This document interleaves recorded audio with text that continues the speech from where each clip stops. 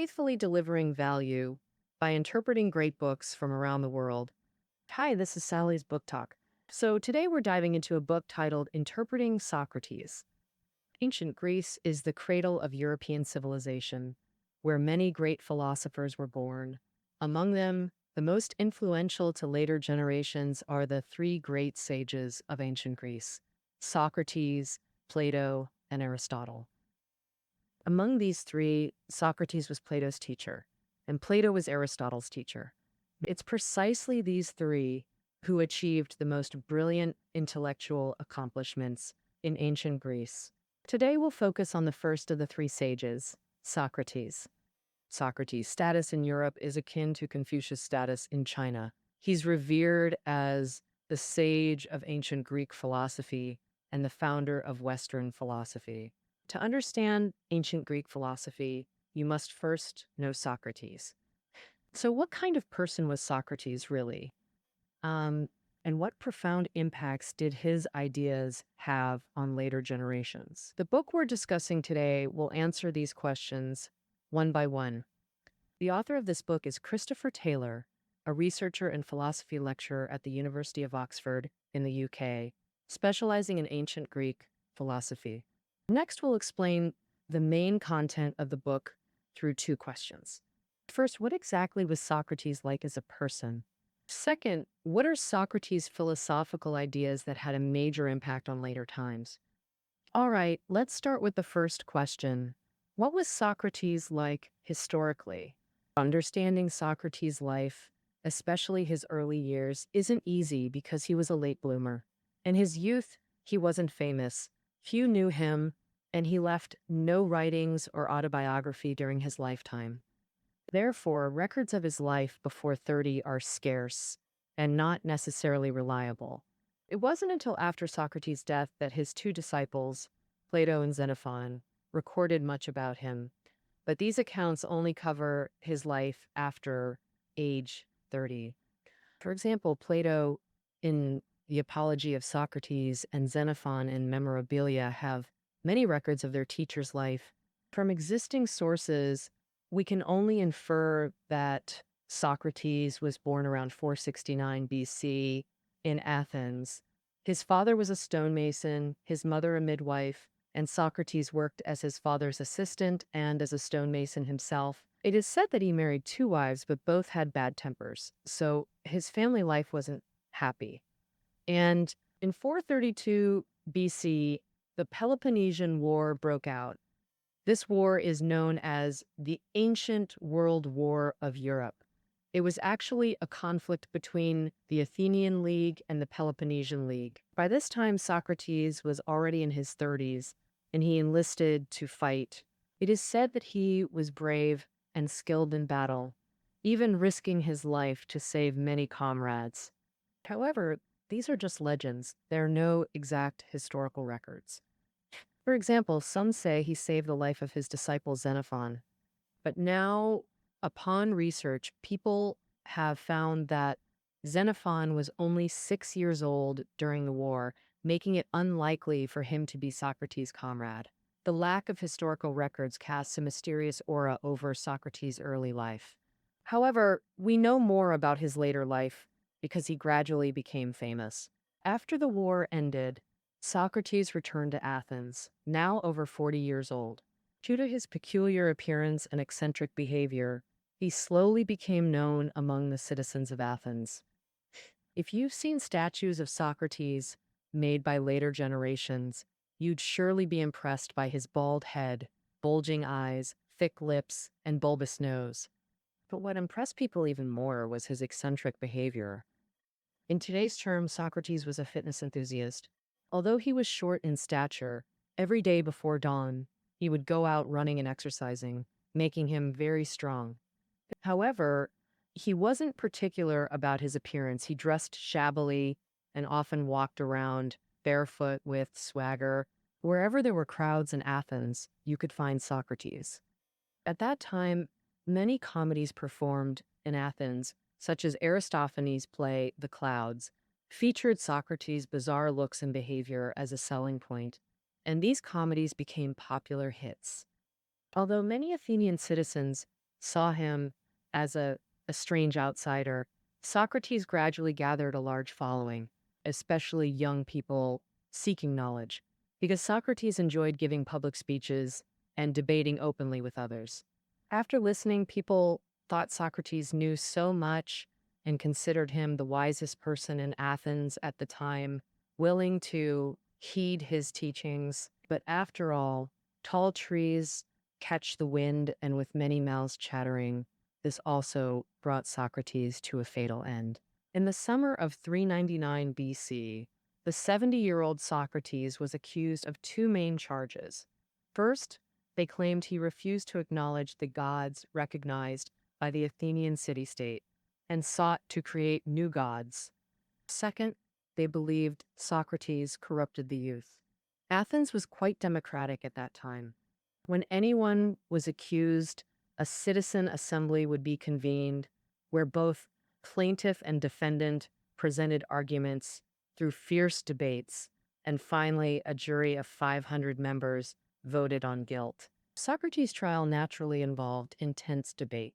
Ultimately, 280 jurors found Socrates guilty, while 220 believed him innocent. After this, the jury voted again on whether to impose severe or lenient punishment.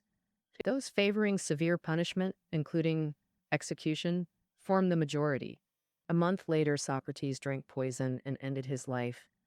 Socrates' death became the most scrutinized event of his life by later generations. In fact, his charges were baseless, like the accusation that he refused to acknowledge the gods. But Socrates was actually devout. His last words were, "Crito, we owe a rooster to Asclepius. Remember to pay the debt." Crito was Socrates' friend, and Asclepius was the ancient Greek god of medicine. Socrates' final request for a rooster sacrifice to Asclepius was clearly an act of religious devotion. This demonstrates his piety toward the gods. Some accuse Socrates of creating new gods. These so-called new gods were actually knowledge and the methods of acquiring it, and the alleged corruption of youth, nearly teaching them knowledge and how to obtain it. Socrates' life and death were ultimately decided through debate. Though debate was Socrates' greatest skill in the Athenian assembly, his philosophical arguments seemed to find no place. Socrates believed many profoundly misunderstood him. His unconventional behavior deepened these misunderstandings. While attracting youth with knowledge and wisdom, he incurred the hatred of conservative nobles. His death was less about the trial's outcome and more about the era he lived in.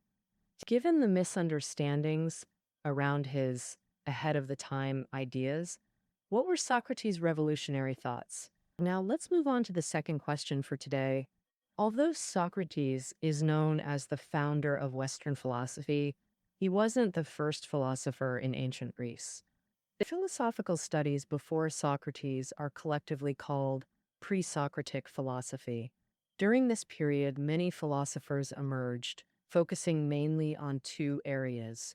Investigating the origin of all things means studying what everything begins with. For example, before Socrates, Thales believed everything originated from water. Heraclitus thought everything came from fire. Pythagoras claimed numbers were the origin.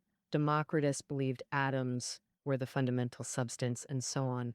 Their studies are also known as natural philosophy. Besides natural philosophy studying origins, philosophers of that time were passionate about rhetoric. However, some would resort to sophistry just to win debates. For instance, the philosopher Zeno often debated students about issues that didn't need arguing.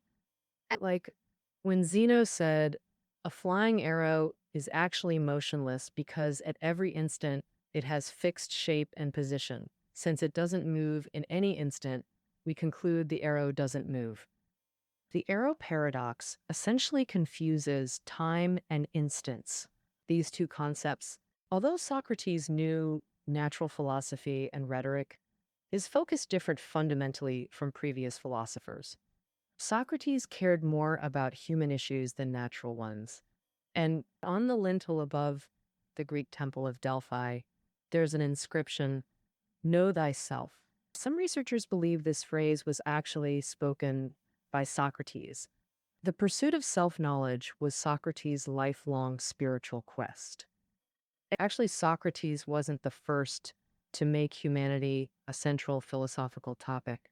Before Socrates, philosopher Protagoras said, "Man is the measure of all things," the first famous saying in ancient Greek philosophy. But this continues. Man is the measure of all things that they are, and of all things that are not, that they are not. What does that mean? It means we place humanity at philosophy center because humans determine everything.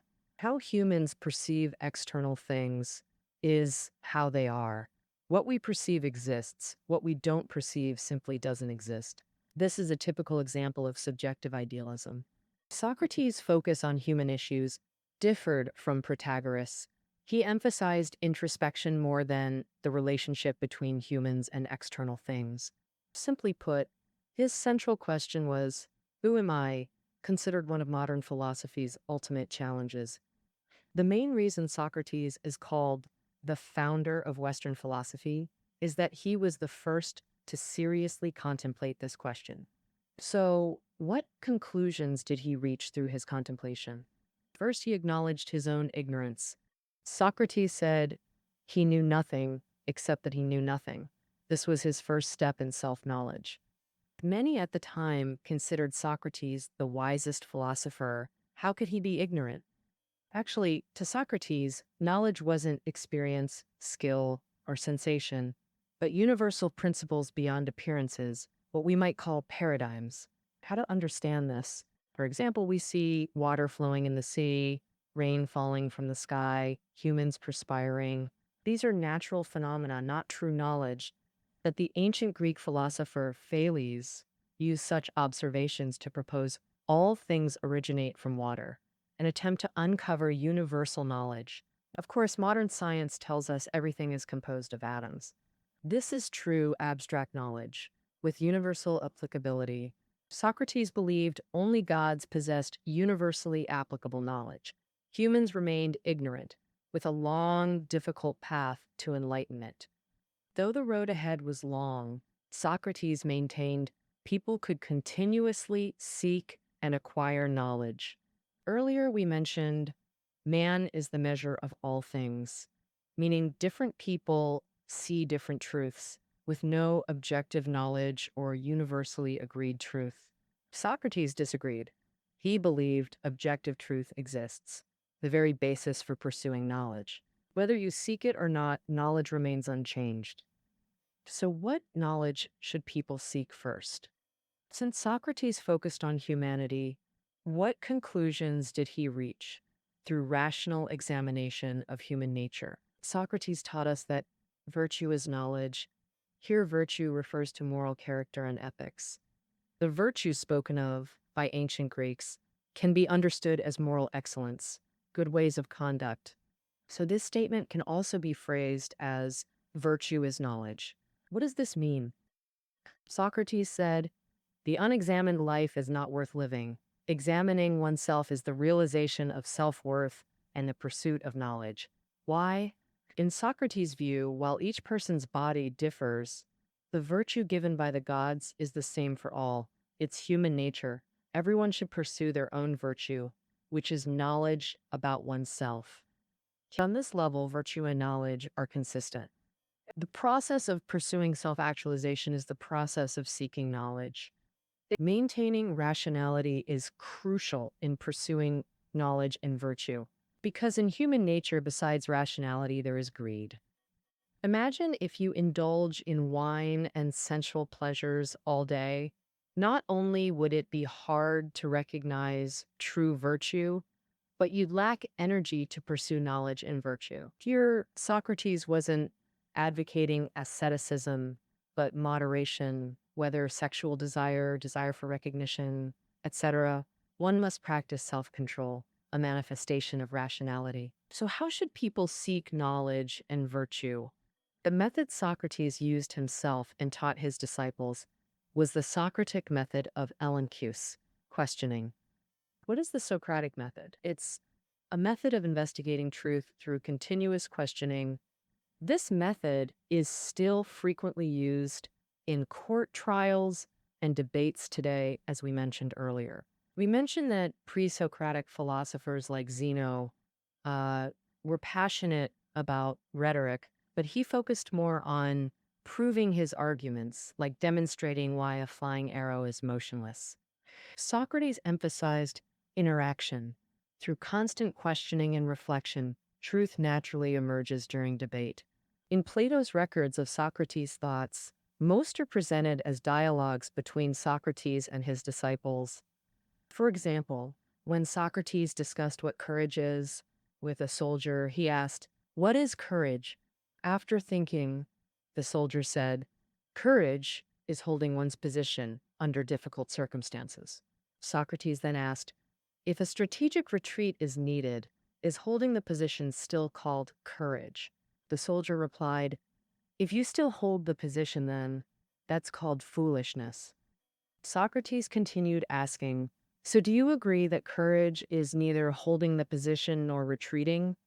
Or the soldier said, somewhat confusedly, "I suppose so, but I don't know."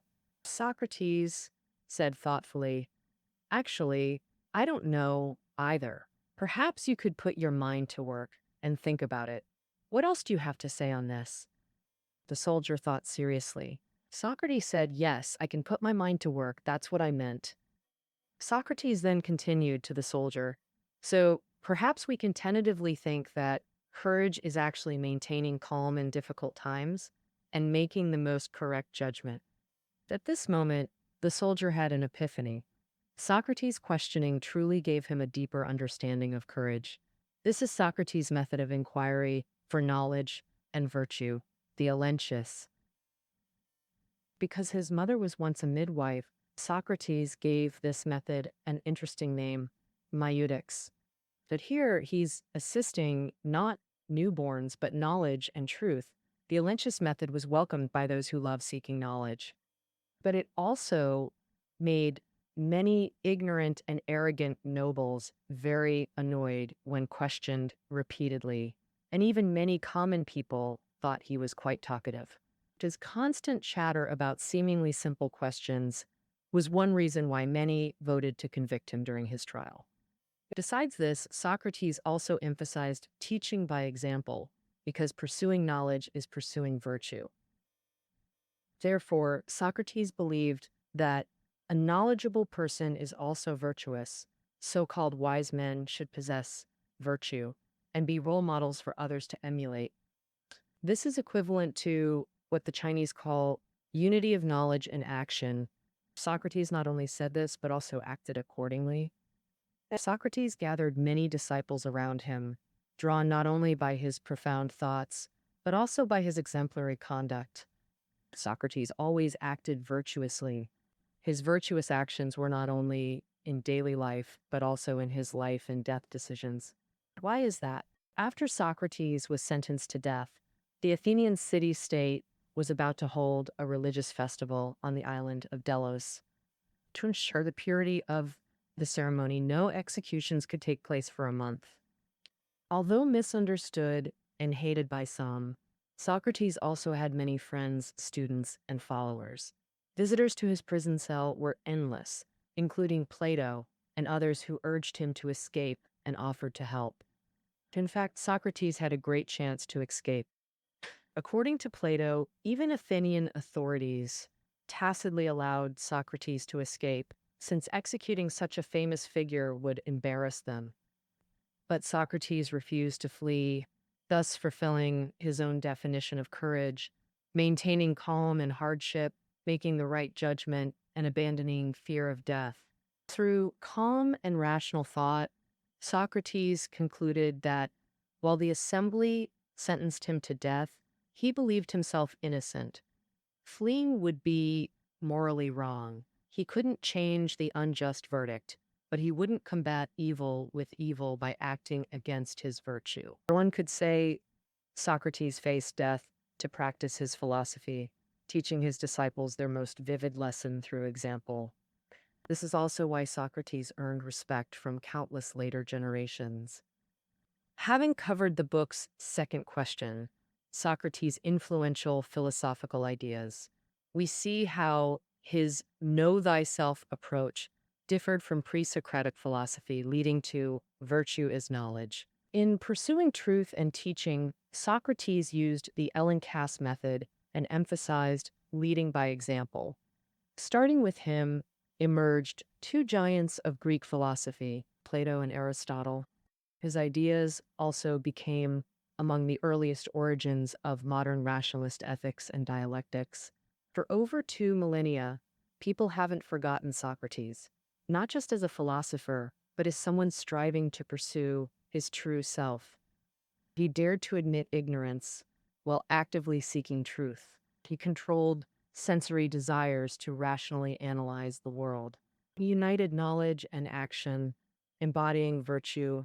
As long as wisdom and virtue remain human ideals, Socrates stands as the ultima at exemplar. All right, that concludes our interpretation of Socrates. Study notes are below the audio. See you tomorrow.